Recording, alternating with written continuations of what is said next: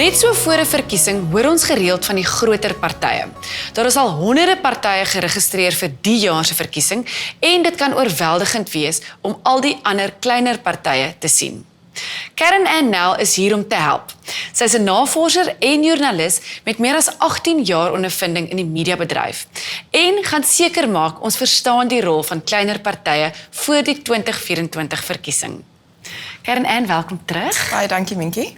Karen Ann, hierdie kleiner partye speel tog 'n groot rol. So hoe belangrik is die rol van 'n kleiner party?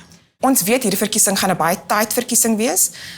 Die regerende party moet 50% van die stemme werf. Dit is 'n grondwetlike vereiste. So as die regerende party nie minstens 50% van die stemme werf nie, kan hulle nie, jy weet, die land regeer nie.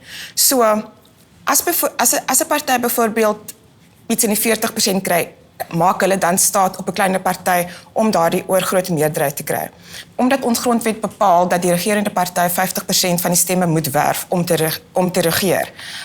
En ons weet hierdie jaar se verkiesing gaan verskriklik tight wees. Ons sien dit nou al in die peilings wat volg na die verkiesing. So as 'n party nie 50% van die stemme het nie, kyk hulle dan na die kleiner partye vir daardie ekstra steun om by die 50% uit te kom. So kleiner partye het beslis 'n invloed, veral in 'n verkiesingsjaar waar dit so kop aan kop gaan wees.